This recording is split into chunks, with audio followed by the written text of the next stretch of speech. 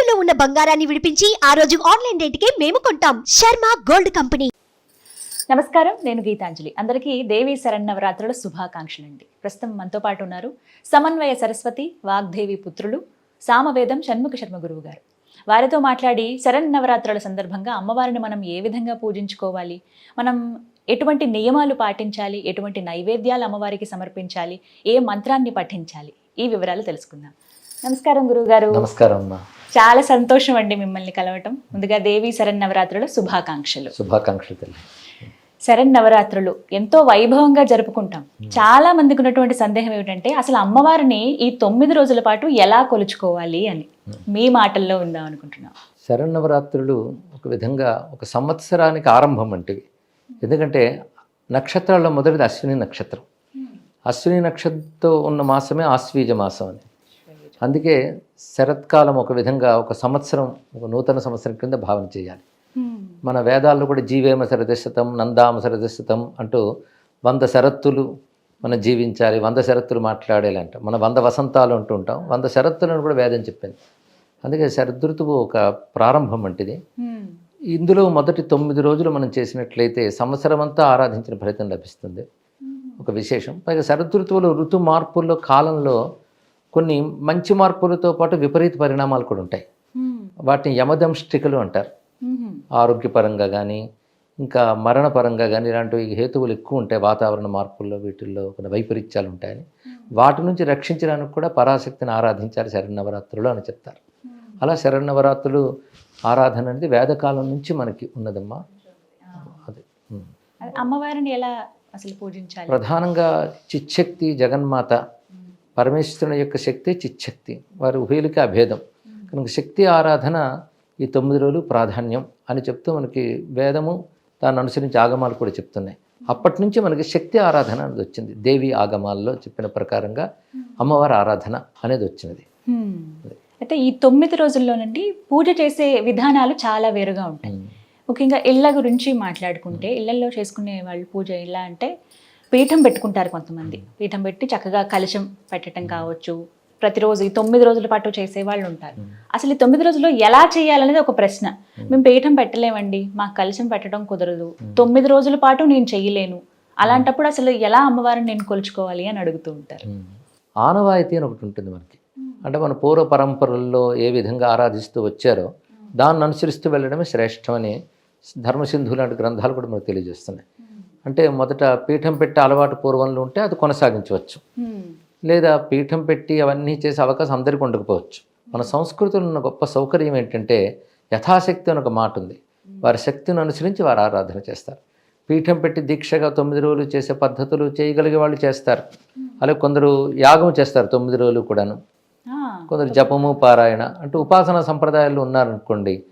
శక్తి ఉపాసనల్లో ఉన్నటువంటి వారు తప్పకుండా చేసి తీరాలి. ఉపాసన సంప్రదాయంలో ఉంటే మాత్రం దీక్షగా చేస్తారు ఈ 9 రోజులు. అంటే మంత్ర జపం చేయాలి, కలశంలో ఆవాహన చేసి పూజించడం. అలా శ్రీ విద్య లాంటివి ఉంటే కలశంతో పాటు శ్రీచక్రంలో కూడా ఆరాధన చేస్తారు. ఇక సువాసిని పూజ, బాలా పూజ వీటన్నిటితో సంపూర్ణం చేస్తూ 9 రోజులు దీక్షగా చేస్తారు. అయితే అలా చేయగలిగిన వాళ్ళు, చేయవలసిన వాళ్ళు అలా చేస్తే అమ్మవారి భక్తి ఉంటూ అలా చేయలేము అనుకునేటువంటి వారికి సులభోపాయం ఏంటంటే ఇంట్లో ఒక ప్రతిమ కానీ పటం కానీ దేనికైనా ఉదయం కానీ సాయంత్రం కానీ వాళ్ళు ఏది వీలు కుదిరితే ఆ సమయంలో షోడశోపచార పూజ చేసుకుని అమ్మవారి నామాలు పారాయణ అవి చేసుకోవచ్చు. సావకాశంగా ఎవరి అవకాశం కొద్దీ వాళ్ళు చేసుకోవచ్చు. ఇంత చెయ్యాలి అంత చేయాలని నియమం ఏమీ లేదు. వారి వారి పద్ధతులను అనుసరించి చేసుకోవచ్చు అమ్మ. అన్నిటికీ మించి స్మరణ, భక్తి ఈ 2 ప్రధానం. శరన్నవరాత్రుల్లో అమ్మవారి స్మరణ, అలాగే అమ్మవారికి సంబంధించిన శ్రవణం, పారాయణం ఏదో ఒకటి ఆ తల్లికి సంబంధించిన ఒక స్పృహతో ఈ 9 రోజులు గడిపితే అమ్మవారి కృప తప్పకుండా లభిస్తుంది. అందులోనూ శరన్నవరాత్రులు అని అంటాం కదా, రాత్రి పూటే ఎక్కువ ప్రాధాన్యత ఉంటుంది అని అంటారండి. ఎంతవరకు వాస్తవం ఇది? అంటే ఇది మనం పూజ ఏర్పాటు చేసుకునే విధానం. దాన్ని కూడా శాస్త్రాలు ఏం చెప్తుందంటే ముందు సంకల్పంలో త్రికాల పూజ, ద్వికాల పూజ నువ్వే నిర్ణయించుకుంటారు.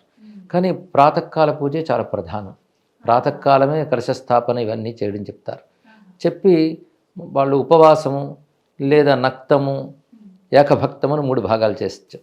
ఉపవాసం అంటే పొద్దుటి నుంచి ఏమి తినకుండా, అంటే ద్రవ పదార్థాలు ఫలాలు తీసుకుంటూ సాయంకాలం రాత్రి పూజ అయిన తర్వాత ఆహారం తీసుకుంటే నక్తం అంటారు. ఏకభక్తము అంటే పగలేమి తినకుండా రాత్రిపూట భోజనం చేస్తే అది మనకి రాత్రిపూట భోజనం కాదు, పగలు భోజనం చేసి రాత్రిపూట పలహారం చేస్తే ఏకభక్తం అని చెప్తారు. ఉపవాసంలో 2 పూటల్లో కూడా అన్నం జోలికి వెళ్లకుండా ఏమైనా వాళ్ళు తినగలిగిన పదార్థాలు తీసుకుంటూ దాన్ని ముందే ఏర్పాటు చేసుకోమన్నారు ఈ నియమాన్ని. అంటే పాడ్యమి నాటి నుంచి చేసేవాళ్ళు ఈ 9 రోజులు మేము ఇలా చేస్తాం అనే సంకల్పంలో చెప్పుకోవాలి. నేను నక్తవ్రతంతో లేదా ఉపవాస వ్రతంతో లేదా ఏకభక్త వ్రతంతో వాళ్ళ శారీరక పరిస్థితులు బట్టి అది నిర్ణయించుకోవాలి. ఆరోగ్యం కూడా ప్రధానం కదా, దాన్ని బట్టి ముందే నిర్ణయించుకుని దాని ప్రకారం చేసుకోవాలి. అందరూ ఒకేలా చేయాలని మాత్రం నియమం లేదు. కొంతమంది వ్రతంగా కూడా ఆచరిస్తూ ఉంటారు కదండి. శరన్నవరాత్రి వ్రతం అని కూడా అంటారు కదమ్మా. అంటే ఒక దీక్ష పట్టిన వారికి ఇది వ్రతం అవుతుందండి తప్పకుండా. శరన్నవరాత్రులు అందరికీ అనుసరణీయములే, అందరూ చేయవచ్చు. ఇందాక చెప్పినట్టు వారి వారి పద్ధతుల్లో ఇక్కడ అమ్మవారిని ఆరాధన చేసేది, అప్పుడు అది వారికి వ్రతమే అవుతుంది. ఇక్కడ అయితే మంత్రదీక్ష ఉన్నవాళ్ళు, ఉపాసన ఉన్నవాళ్ళు తప్పకుండా ఈ 9 రోజులు దీక్షగా చేస్తారు కనుక వారికి ఇది వ్రతం కిందే లెక్కబడుతుంది. 9 రోజులు ఆ వ్రతంగానే చూడాలి.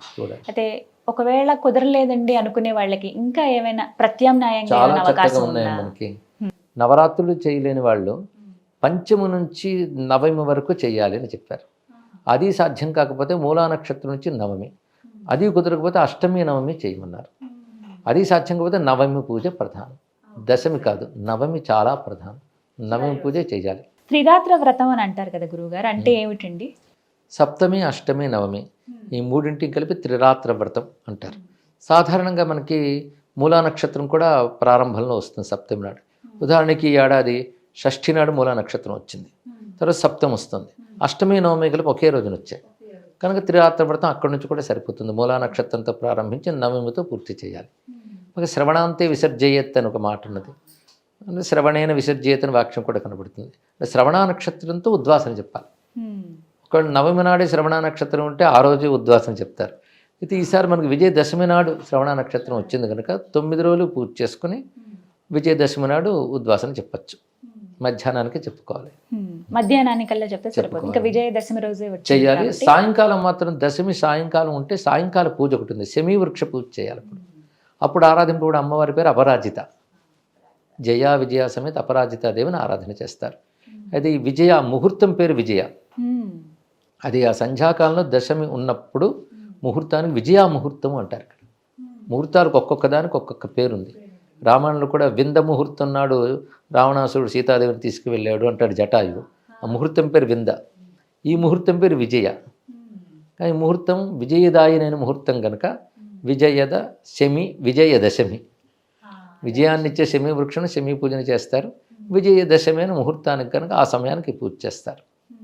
అప్పుడు కలసి ఉద్వాసన అయిపోయినా పర్వాలేదు, సాయంకాలం పూజ శమీ వృక్షం దగ్గర చేయడం. ఇది విజయదశమి నాడు. అయితే ఈ నవరాత్రుల్లోనండి అమ్మవారిని అలంకారాల ప్రకారంగా పూజించుకోవాలా లేకుంటే నవదుర్గలుగా పూజించుకోవాలా అనేది చాలా మంది సందేహం. అసలు ఎలా పూజించాలి అమ్మవారిని? 9 రోజుల్లో ఒక్కొక్క రోజు ఒక్కొక్క దుర్గా ఆరాధన అని ఎక్కడ శాస్త్రంలో లేదమ్మా. నవదుర్గల పేర్లు మాత్రం ఉన్నాయి. అదే ప్రథమం శైలపుత్రి ఇది, ద్వితీయం బ్రహ్మచారి అని చెప్పబడుతూ మనకి దేవి మహాత్మ్య గ్రంథంలో కవచ భాగంలో చూపిస్తారు నవదుర్గల పేర్లు.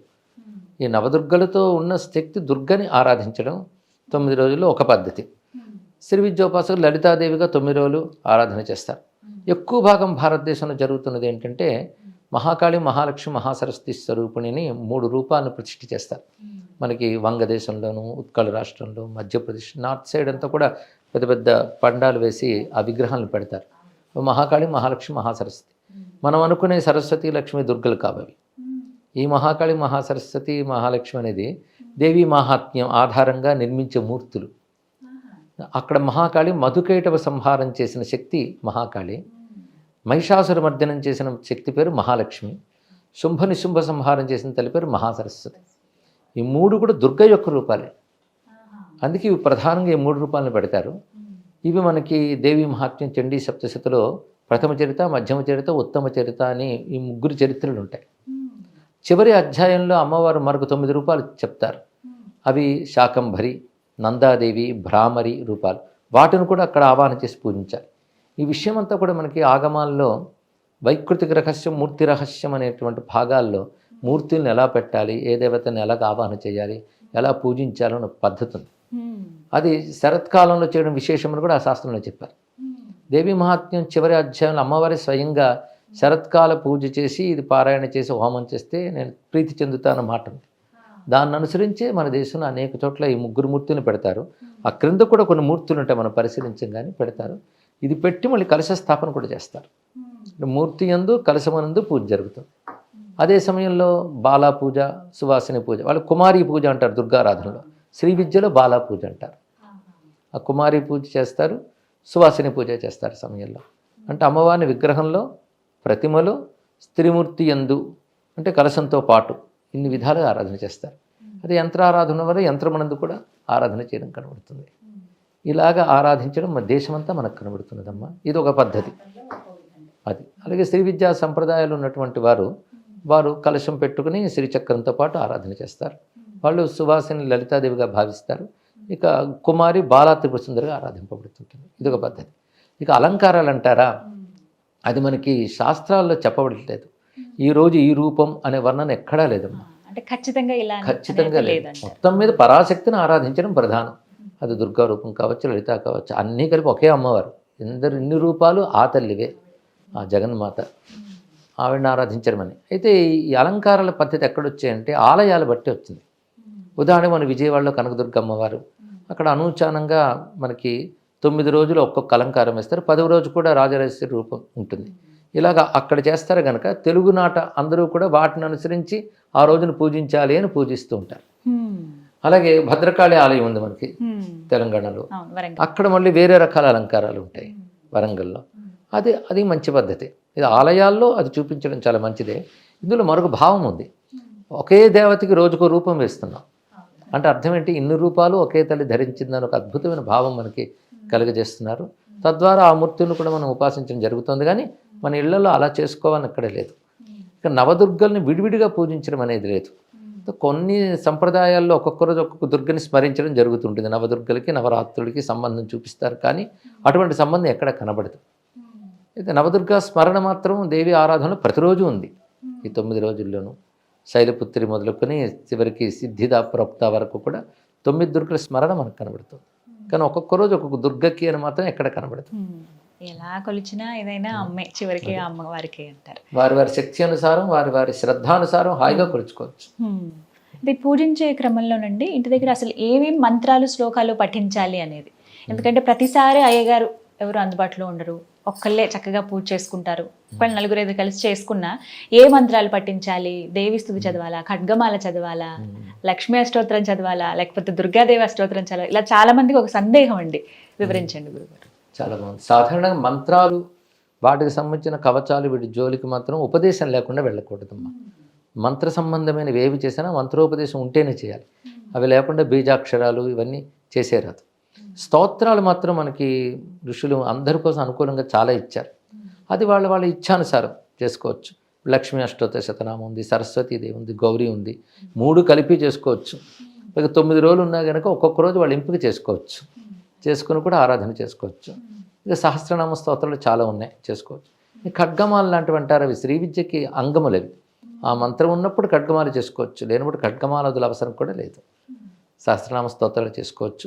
అలాగే దేవీ మహాత్మ్యం ఏదైతే చండీ సప్తశతిన ప్రసిద్ధి చెంది ఉందో దానికి అర్గళ, కీలకము, కవచం అనుకున్న అంగములు తంత్రశాస్త్రం బట్టి వచ్చాయి. అది ఆ ఉపదేశం ఉన్న వాళ్ళు చేయొచ్చు. ఉపదేశం లేని వాళ్ళు దేవీ మహాత్మ్యంలో అద్భుతమైన స్తోత్రాలు ఉన్నాయి. పైగా అమ్మవారిని తలంచుకుంటే ఆనందం కలిగేటంత మంచి స్తోత్రాలు ఉన్నాయి. భక్తి ఉంటే చాలు, ఆ భక్తితో ఆ స్తోత్రాలు చదువుకోవచ్చు.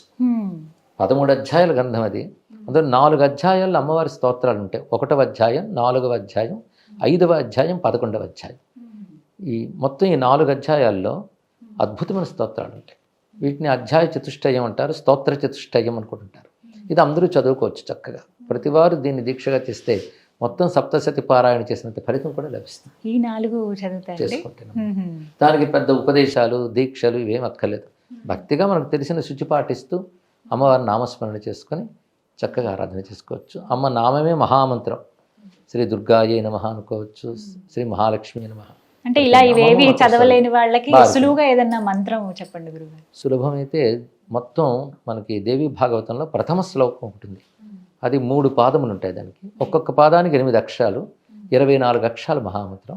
గాయత్రి స్వరూపం. వేద గాయత్రికి అయితే కొన్ని నియమాలు, కొన్ని సంస్కారాలు అవసరం. మళ్ళీ వేదం గాయత్రులు ఏ భావం ఉందో ఆ భావాన్ని తీసుకుని వ్యాస మహర్షి మనకి దేవి భాగవతాన్ని అందించారు. అందులో అసలు అమ్మవారి యొక్క సంపూర్ణ స్వరూపం కూడా ఆవిష్కరింపబడి ఉంటుంది. అది సర్వ చైతన్య రూపాం తాం ఆద్యాం విద్యాంచ ధీమహి బుద్ధిం యా నహ ప్రచోదయాత్. ఇది మంత్రం. ఇది అందరూ హాయిగా జపించదగ్గ గాయత్రి. పైగా భావం స్పష్టంగా ఎదురు కనబడుతుంది. అమ్మవారు అంటే ఏమిటనేది మొదటి వాక్యంలో మంచి నిర్వచనం ఇచ్చారు. సర్వ చైతన్య రూపం. సర్వ చైతన్యం, అన్నిటిలో చైతన్య స్వరూపముగా ఉన్నది ఎవరో అదే అమ్మవారు. ఒక్క మాటలో అద్భుతంగా చెప్పారు. అటువంటి తాం అంటే నిన్ను, సర్వ చైతన్య రూపిణైనటువంటి అమ్మవారిని తాం. ఆద్యాం విద్యాం. ఆద్యాం అంటే సృష్టికి ముందే ఉన్నటువంటి తల్లి. విద్య అంటే జ్ఞానస్వరూపిణిగా ఉన్నటువంటి తల్లిని ధీమహి అంటే ధ్యానిస్తున్నాను, ఉపాసిస్తున్నాను, ఆరాధిస్తున్నాను అర్థం. ఇందాక చెప్పినట్టు యజ్ఞం చేసినా, యాగం చేసినా, మంత్రం చేసినా, జపం చేసినా బుద్ధిని అమ్మవారితో అనుసంధానం చేయడమే ప్రధానం. బుద్ధిని అక్కడ తల్లితో అనుబంధం ఏర్పరచడమే ధీమహి అన్నమాట. అది అర్చన కావచ్చు, ధ్యానం కావచ్చు, ఉపాసన కావచ్చు. అది అక్కడ చెప్పేది ఆద్యాం విద్యాంచ ధీమహి. ఆ తల్లి బుద్ధిం యా నహ ప్రచోదయాత్, మా యొక్క బుద్ధుల్ని ప్రేరేపించుతున్న తల్లి అని అర్థం. కనుక ఎవరైతే సర్వ చైతన్య రూపంగా ఉన్నదో అందరిలో ఉంది తల్లి. ఉండి చేస్తున్న పని ఏమిటంటే బుద్ధుల్ని ప్రేరేపించే తల్లి. అదే గాయత్రి మంత్రంలో ధియో యోన ప్రచోదయాత్. అదే ఇక్కడ బుద్ధిం యానహ ప్రచోదయాత్. ఈ చెప్పడంలో విశేషం ఏంటంటే బుద్ధుల్ని ప్రేరేపించేది ఈశ్వర శక్తి. ఇది ఒక యూనివర్సల్ డెఫినిషన్. భగవంతుడు అంటే ఏమిటి, భగవతి అంటే ఏమిటి అనే మాటకు అద్భుతమైన నిర్వచనం చెప్పారు ఇక్కడ. సర్వ చైతన్య రూపిణైన తల్లి సృష్టి కంటే ముందు ఉన్నటువంటిది, జ్ఞానరూపిణైనటువంటిది. అది సర్వబుద్ధుల్ని ప్రేరేపించే తల్లి. ఎవరి బుద్ధిని నహ ప్రచోదయాత్, మా బుద్ధిని ప్రేరేపించే తల్లి అన్నారు. మా అంటే సర్వజీవుల యొక్క అని ఇక్కడ అర్థం చెప్పుకోవాలి. అయితే అందరినీ వారి కర్మలను అనుసరించే భగవంతుడు ప్రేరేపిస్తాడు, కానీ ఆశ్రయించిన వాళ్ళని తన కరుణ కొద్దీ ప్రేరేపిస్తాడు. ఇక్కడ ప్రేరేపిస్తాడు అన్న ప్రేరేపిస్తున్నది అన్న భేదం లేదు. అందుకే ఆ పరాశక్తి ఆశ్రయించిన భక్తుడికి ధర్మం వైపు, జ్ఞానం వైపు ప్రేరేపిస్తుంది. అంటే సద్బుద్ధిని ప్రదానం చేయుగాక అని దీని యొక్క భావం. ఎంత గొప్ప కోరిక! బుద్ధిని బాగు చేయమని భగవంతుని అడగడం కంటే ఇంకే కోరిక లేదు. అందుకే ఇది ఒక సమగ్రమైనటువంటి ప్రార్థన. సర్వ చైతన్య రూపాం తాం ఆద్యాం విద్యాంచ ధీమహి బుద్ధిం యా నహ ప్రచోదయాత్. ఇది మొత్తం దేవి భాగవత సారవాక్యం అని అంటాడు వ్యాసుడు. దీని యొక్క వ్యాఖ్యానమే దేవి భాగవతం అనుకోవచ్చు. అసలు ఇందులోనే భగవంతుడు అంటే ఏమిటో చెప్పారు. మన సనాతన ధర్మంలో నిజానికి అమ్మవారని, అయ్యవారిని అంటాం, కానీ ఉన్నది ఒకటే పరాశక్తి లేదా పరమేశ్వరుడు, పరమాత్మ. పుంరూపం వా స్మరేత్ దేవీం స్త్రీరూపం వా విచింతయేత్ అథవా నిష్కళాన్ ధ్యాయేత్ సచ్చిదానంద లక్షణ మనకు శ్లోకం ఉంది మనకి దేవీ పురాణంలోని. ఇది అంటే పురుష రూపంలో ఆరాధించిన, స్త్రీ రూపంలో ఆరాధించిన, ఏ రూపం లేకుండా ఆరాధించిన సత్, చిత్, ఆనందము, ఈ మూడే పరతత్వం. సత్ అంటే ఎప్పుడు ఉండేది, చిత్ అంటే చైతన్య స్వరూపిణి, మూడవది ఆనందం. ఈ మూడు విడివిడి లక్షణాలు కాదు, మూడు కలిసిన తత్వమే పరతత్వం. అటువంటి ఆ పరతత్వాన్ని స్త్రీ రూపంగా ఉపాసిస్తే శాక్తేయం అవుతుంది, పుంరూపంలో ఉపాసిస్తే శైవం కావచ్చు, వైష్ణవం కావచ్చు. ఏదైనా శాక్తేయ ఉపాసన చాలా విశేషం. ఎందుకంటే ఏ రూపం లేనటువంటి శక్తిని మనం అమ్మ అని పిలుస్తున్నాం. అమ్మ అనే భావం చాలా గొప్పది. అంటే పుత్రుడు అర్హుడా కాడా అని చూడదు తల్లి, పుత్రుడిని చూసి అనుగ్రహిస్తుంది. అలాగే మన అర్హతలు కూడా గణించకుండా అనుగ్రహించే శక్తి అని ఆ మాతృభావం ఉన్నది. అదే భారతీయ సంస్కృతిలో గొప్పతనం ఏంటంటే పరమాత్మని మాతృ రూపంలో, జగన్మాతృ రూపంలో కొలుచుకుంటున్నాం. మాత అంటే కారణమైనది, రక్షకమైనది, పోషకమైనది. అన్కండిషన్డ్ లవ్ అంటారు ఇక్కడ. అవ్యాజ కరుణామూర్తి అని అద్భుతమైన మాట లలితా సహస్రనామాలు ఉన్నది. నెపము లేకుండా కరుణించే తల్లి. అదే కరుణ, శక్తి, ఈ రెండిటి రూపమే అమ్మవారు. ఇక ఇలా చాలా చక్కగా వివరించారండి. ఎప్పుడు టీవీలో అలా చూస్తూ ఉంటాం, ఇప్పుడు డైరెక్ట్గా వింటున్నాం మీ మాటలు. అది నిజంగా అమ్మవారి కరుణే. ప్రత్యేకించి మీరు చెప్పే వాటిల్లో లలితా సహస్రనామం వింటే ఇంక జన్మధన్యం అయిపోతుంది అంతే. ఎవరైనా ఇలా మీరు నేర్చుకోవాలనుకుంటున్నారా, విందాం అనుకుంటున్నారా, ముందు సామవేదం గారిది వినండి, పూర్తిగా విని ఒక 10 సార్లు అన్న తర్వాత అప్పుడు మీ నోటి నుంచి ఉచ్చరించండి అని చెప్తారు. అయితే ఈ 9 రోజుల్లో లలితా సహస్రనామం చదువుకోవచ్చా, పఠించాలి? చదువుకోవచ్చమ్మా. సహస్రనామాలు కనుక తప్పకుండా చదువుకోవచ్చు. ఎందుకంటే సహస్రనామం సమగ్ర స్తోత్రం. అందులో అమ్మవారు అన్ని స్వరూపాలు ఉన్నాయి. ఎన్ని రూపాలు తల్లికున్నాయో అన్ని లలితా సహస్రనామాలు కనబడతాయి. సరస్వతి శాస్త్రమయి, మహాకాళి, మహాగ్రాస, మహాలక్ష్మి, మృడప్రియ, ఒకటేమిటి, పరాశక్తి సర్వరూపములు అందులో ఉంటాయి. అదేవిధంగా అమ్మవారి యొక్క తత్వం అందులో ఉంది. ఆవిడ అవ్యాజ కరుణామూర్తి ఇందాక చెప్పుకున్నాం. అలాగే ధర్మస్వరూపిణి అని, ఇలాంటి అద్భుతమైన మాటలు. అలాగే యోగశాస్త్ర సంకేతాలు కూడా లలితా సహస్రనామాలు ఉన్నాయి. మైత్ర్యాది వాసనారభ్య అభ్యాసాతిశయ జ్ఞాత. ఇది కొంచెం ఆలోచిస్తే మనకు బోధ కూడా అందులో కనబడుతుంది. అంటే మైత్రి, కరుణ, ముదిత, ఉపేక్ష లాంటి మంచి మానవీయ గుణాలు ఉంటేనే అమ్మవారి అనుగ్రహం లభిస్తుంది. అభ్యాస అతిశయ జ్ఞాత అంటే ఎక్కువ అభ్యాసం చేస్తే లభిస్తుంది. అభ్యాసం లేని ఊరికిన కబుర్ల వల్ల ప్రయోజనం ఉంది. సాధన చక్కగా చేసిన వాళ్ళకి లభించే తల్లి అని. అలాగే ధ్యానగమ్య, జ్ఞానగమ్య, వీటిలో ధ్యానము, జ్ఞానము అవసరము అనే విషయం కూడా ఉంది. అలాగే వేదాంత శాస్త్ర రహస్యాలు చాలా ఉన్నాయి. అదొకటి యోగశాస్త్ర రహస్యాలు, వేదాంత శాస్త్ర రహస్యాలు, మంత్రశాస్త్ర రహస్యాలు, అమ్మవారి యొక్క మహిమ, ఇన్ని ఒక్క స్తోత్రంలో అద్భుతంగా సమకూర్చారు. అందుకే దానికి అంత ఉత్కృష్ట స్థానం ఉంది. ఎప్పుడైనా సహస్రనామ విద్య చాలా విశేషం. విష్ణు సహస్రం ఉన్నట్టే అమ్మవారి అనేక సహస్రనామాలు ఉన్నాయి. లక్ష్మీ సహస్రం ఉంది, సరస్వతి సహస్రం ఉంది. సహస్రనామమే సంపూర్ణంగా దేవతాతత్వాన్ని ఆవిష్కరిస్తుంది. అందుకే సహస్రనామ స్తోత్రాలు చదువుకోవచ్చు ఈ 9 రోజుల పాటు. నియమంగా ఈ సమయం అంటూ పెట్టుకోవచ్చా అండి? సాయంత్రం పూట సాధారణంగా వింటూ ఉంటాం. సాయంకాలం కూడా చేసుకోవచ్చు. త్రిసంధ్యల్లో ఎప్పుడైనా ఆరాధించవచ్చు. అయితే శాస్త్రంలో ఒక మాట ఉంది, రుద్ర హృదయోపనిషత్తును ఉపనిషత్తులో, రుద్రో దివా ఉమా రాత్రి తస్మై తస్యై నమో నమః. పగలు ఈశ్వర స్వరూపము, రాత్రి శక్తి స్వరూపము. పగలు రాత్రిలాగే శివశక్తులు ఇద్దరు ఉంటారు అని ఒక మాట ఉంది. అందుకే శక్తి రాత్రి ప్రధానంగా కనబడుతుంటుంది. అందుకే రాత్రి ఆరాధన అనే మాట మనకు వచ్చింది. రాత్రి కూడా ఆరాధించాలి. అందుకని రాత్రి మాత్రమే ఆరాధించాలి మాత్రం లేదు ఇక్కడ. రాత్రి ఆరాధన, రాత్రి అనేది యోగశాస్త్ర పరిభాషలో కూడా అంతర్ముఖ స్థితికి, ఏకాంతానికి, యోగానికి సంకేతం. అలాంటి స్థితిలో ఆరాధించడం రాత్రి ఆరాధన అని చెప్పడం. గురుగారు, నవరాత్రుల్లో అమ్మవారి పూజలో ప్రత్యేకించి నైవేద్యాలకు చాలా ప్రాధాన్యత ఉందండి. ఒక్కో రోజు ఒక్కో నైవేద్యం అమ్మవారికి సమర్పిస్తూ ఉంటాం. అలాగా ఈ రోజున ఈ విధంగానే అమ్మవారికి పెట్టాలి. లక్ష్మీదేవి అనగానే పూర్ణాలు ఆవిడ చక్కగా ఇష్టపడతారు. శరన్నవరాత్రుల్లో 9వ రోజు, నవమి రోజు, ఆ రోజు అమ్మవారికి అల్లపు గారెలు పెట్టాలి అని ఇలా ఒక్కొక్కటి నేను విన్నానండి. ఇది ఎంతవరకు వాస్తవం? ఇలా ఒక్కొక్క రోజు ఒక్కొక్క నైవేద్యం పెట్టాలి అమ్మవారికి అంటే వీళ్ళు చెప్పిన ఒక్కొక్క రోజు నైవేద్యం నిజంగా అమ్మవారికి నైవేద్యానికి తగినవే, అందులో సందేహం లేదు. కానీ ఈ రోజు ఈ నైవేద్యం పెట్టాలని ఎక్కడా శాస్త్రంలో లేదు. అంటే అమ్మో వేరేది వండకూడదేమో అనే భావనలో చాలా మంది ఉండిపోయారండి. అది వారికి వారు కల్పన చేసుకున్నారు అంతవరకే, అంతకు తప్ప ఈ రోజు ఈ నైవేద్యం లేదు. అయితే ఒకటి మనకి దేవి భాగవతాది గ్రంథాల్లో పాడ్యము నుంచి పూర్ణిమ వరకు ఒక్కొక్క రోజు ఆ తిథుల ప్రకారంగా, దేవత ప్రకారంగా దానికి ఇవ్వవలసినటువంటి నైవేద్యాలు చెప్పారు. దానికి దీనికి సంబంధం లేదు. ఒక రోజున పటిక బెల్లం పెట్టమంటాడు. పటిక బెల్లం నివేదన చేసి అది దానం చేస్తే విశేషం అంటారు. అలా ఒకరోజు పెరుగు నైవేద్యం పెట్టి ఇస్తే మంచిది అని చెప్పారు ఆ తిథికి సంబంధించి. దాని నవరాత్రుల సందర్భంగా చెప్పలేదు. మామూలుగా పాడ్యము నుంచి పూర్ణిమ వరకు నైవేద్యాలు. అది వండిన పదార్థాల కంటే అందులో వండనివి కూడా ఉన్నాయి. పళ్ళు, పెరుగు, పటిక బెల్లం లాంటివి కూడా చెప్పారు. కానీ ఈరోజు ఈ నైవేద్యం పెట్టాలని మాత్రం ఎక్కడ నియమం లేదమ్మా. అది ఇప్పుడు ఇందులో 9 రోజుల్లో చెప్పే ప్రతి ఆహార పదార్థం అమ్మవారి ఏ రూపానికైనా ప్రీతిపాత్రమైనవి, అన్ని సాత్వికమైనవి అన్నీ కూడా. పాలతో చేసేవి. అయితే మనకి లలితా సహస్రనామాల్లో పాయసాన్న ప్రియ, ముద్గౌదనాసక్త చిత్త, గుడాన్న ప్రీత మానస ఇవి కనబడతాయి. అవి మనలో ఉన్న షట్చక్రాలకి ఒక్కొక్కరు అధిష్టాన దేవతకు ఉంటారు. వారికి ప్రీతిపాత్రమైన ఆహారంగా చెప్పారు.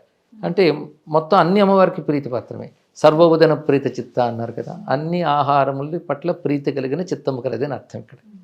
అందుకే ఇవి నియమాలుగా చెప్పారే తప్ప అయ్యో అది చేయలేకపోయామో, చేయకపోతే ఏమవుతుందని మాత్రం అనుకోనక్కర్లేదా.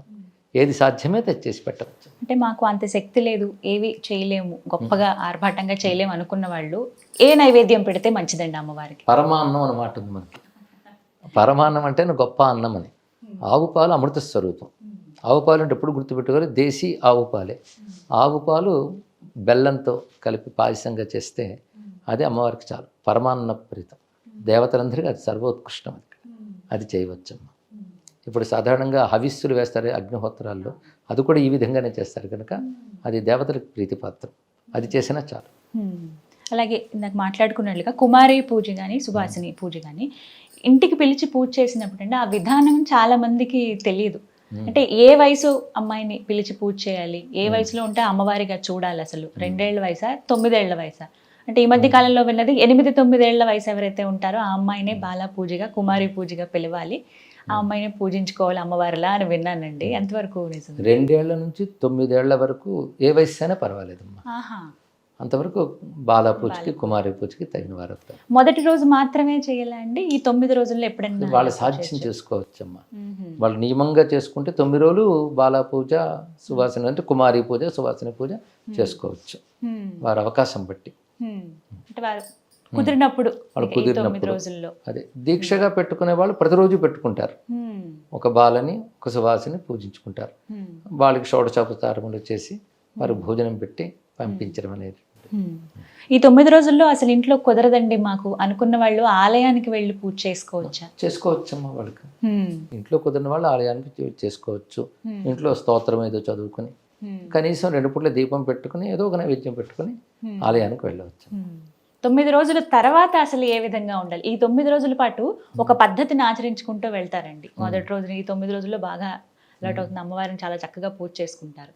10వ రోజు ఆ తర్వాత నుంచి అసలు జీవితం అనేది ఎలా ఉండాలి, ఏం నేర్చుకోవాలి శరన్నవరాత్రి నుంచి? శరన్నవరాత్రి నుంచి ప్రధానంగా శరన్నవరాత్రుల ఉద్దేశం ఏంటంటే మనలో ఉన్నటువంటి తామస రాజస ప్రవృత్తులు తగ్గి సాత్విక ప్రవృత్తి పెరగాలి. అదే అమ్మవారు అసుర సంహారం చేసిన గాథల్లో కూడా ఉన్న అంతర్యం అంతా కూడా. రాక్షసులు అంటే రాజస్తామస గుణాల యొక్క స్వరూపం. ఇవి మనలో ఉన్న ప్రమాదం, సమాజంలో ఉన్న ప్రమాదం. కనుక మనలో బయట కూడా ఈ రాజస తామస ప్రవృత్తులు తగ్గి ఆ 2 ఉంటే హింస పెరుగుతుంది. ఆ 2 తగ్గితే హింస స్వార్థం మొదలైన పోతాయి. సాత్విక గుణాలు అనేటువంటి సౌమ్యత, అహింస, శాంతము ఈ గుణాలు రావాలి.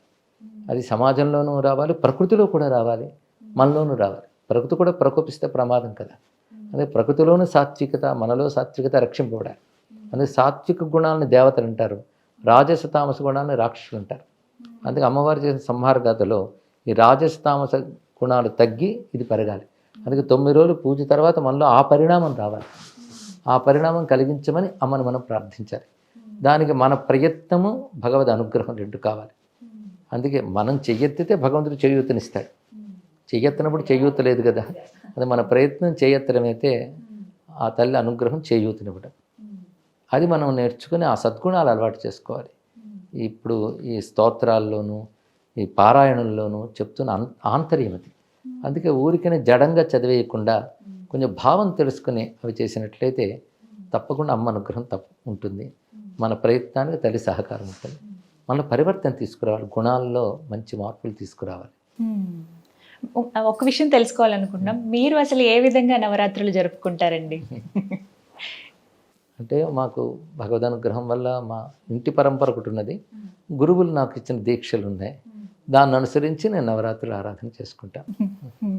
9 రోజుల పాటు చాలా నిష్ఠగా పూజా కార్యక్రమాలన్నీ ఉంటాయి. చేయగలిగినంత చేసుకుంటాను పెద్దలు చెప్పినట్టు.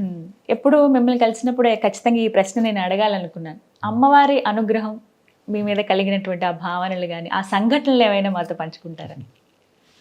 అసలు అమ్మవారి అనుగ్రహం కలిగితే ఏమనిపిస్తుందంటే ప్రపంచమంతా అమ్మవారి అనుగ్రహ స్వరూపమే అని అర్థమవుతుంది. ఇక్కడ అది మనకు కలిగితే అనుగ్రహం కలిగినట్లే. అంతకుమించి పెద్ద మిరాకిల్స్ అనేవి ఉండవు. ఎందుకంటే ప్రపంచమే పెద్ద మిరాకిల్. ఉదయం సూర్యుడు సమయానికి తూర్పును ఉదయించడమే మిరాకిల్. జగమంతా అమ్మవారి మహిమే. జగమంతా అమ్మవారి మహిమను గుర్తించే స్థితి మనకు వస్తే అదే అనుగ్రహం, అదే అనుభవం. వాటితోనే వెళుతుంది జీవితం. చాలా చక్కగా వివరించారండి.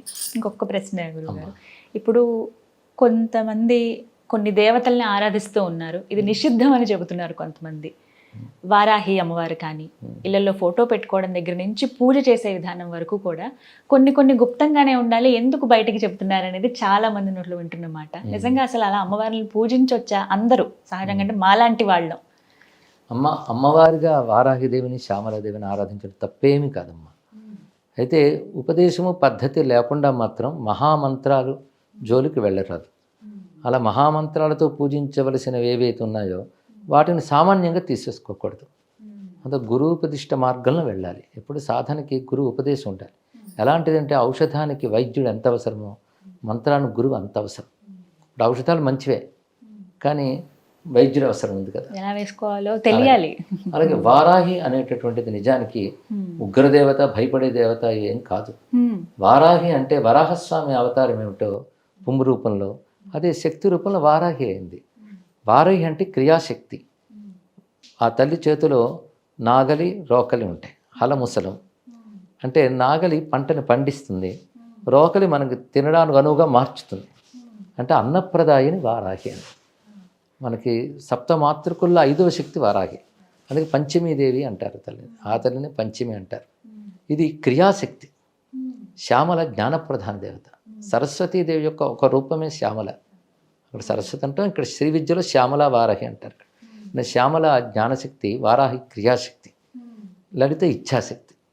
ఈ ఇచ్ఛాజ్ఞాన క్రియాశక్తులే లలిత, శ్యామల, వారాహి అని చెప్పబడుతుంటాయి.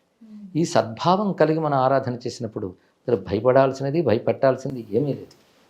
భక్తిగా ఆరాధించుకోవచ్చు. అంటే పగటిపూట వారాహి అమ్మవారిని పూజ చేయకండి, అమ్మవారి అంటే అది ఉపాసనా సంప్రదాయ ప్రకారంగా అది వాస్తవమేనమ్మా. దానికి సంబంధించిన మంత్రం, యంత్రం, ఆవరణలు అవి చేసేటప్పుడు మాత్రం అలాగే చేయాలి. ఎందుకంటే మంత్ర నియమం ఉంటుంది కనుక వాటికి ఆ ప్రకారంగా చేసుకోవాలి. కానీ దేవిగా, తల్లిగా ఒక నమస్కారం చేసుకోవడానికి మాత్రం ఏ సమయమైనా పర్వాలేదు, ఎప్పుడైనా పర్వాలేదు అంట. ఇళ్ళల్లో ఫోటో పెట్టుకోవచ్చా అండి? అయ్యో తప్పకుండా పెట్టుకోవచ్చు. శ్వేతవర్ణంలో ఉన్నటువంటి వారాహి అమ్మవారినే పూజించాలి అంటే అలాగే ఫోటో పెట్టుకోవాలని విన్నామండి, నిజమేనా? అలాంటివి ఏమీ లేవు. అలా ఉండదు. ఎన్ని అపోహలో గురువు గారు, అంటే అన్ని విని ఏది నిజమో ఏది అబద్ధమో ఏది కల్పితమో అర్థం కాని అంటే కొన్ని శాస్త్ర నియమాలు ఉండడం మాట వాస్తవమే, కానీ కొన్ని జాగ్రత్తలు అవసరమే, కానీ మరీ అంత భయపడిపోవాల్సినంత ఏమీ లేవమ్మా. అదే ఎప్పుడైనా మంత్రం, ఉపదేశం, పద్ధతి లేకుండా మాత్రం వాటి జోలికి వెళ్ళకూడదు. మామూలుగా దేవతగా ఆరాధన చేసుకోవడానికి తప్పులేదు. అది శాక్తేయంలోనూ కదా, ఎక్కడైనా అంతే. నరసింహస్వామి ఉన్నది, ఆయనకు కొన్ని నియమాలు ఉన్నాయి కదా, అది తీవ్ర శక్తే. దానికి మంత్రం అంటూ నియమం ఉంటే మాత్రం జాగ్రత్తలు పాటించాలి. మంత్ర నియమం లేకుండా నరసింహ అని కొలుచుకోవడానికి తప్పేమీ లేదు కదా. వరాహ, నరసింహ ఇవన్నీ అక్కడ పురుష రూపంలో కూడా శక్తి రూపంలో ఉన్నాయి అంతే. ఇక్కడ కానీ భక్తిగా ఒక పటం పెట్టుకుని నామాలు చదువుకోవడం వరకు పర్వాలేదమ్మా. మంత్రము, యంత్రము వచ్చేటప్పటికల్లా ఈ నియమాలన్నీ వర్తిస్తాయి. ఇది ఒకటి అందరూ గుర్తుపెట్టుకోవాలి. చాలా చక్కగా వివరించారు గురుగారు. మీది చాలా విలువైన సమయం మా కోసం ఈ శరన్నవరాత్రులు కేటాయించి ప్రతి ఒక్కటి కూడా చాలా వివరంగా తెలియజేశారు. ధన్యవాదాలు. ధన్యవాదాలమ్మా. ఆదిశక్తి భారతదేశాన్ని, సనాతన ధర్మాన్ని రక్షించాలని ప్రార్థిద్దాం. ధన్యవాదాలు.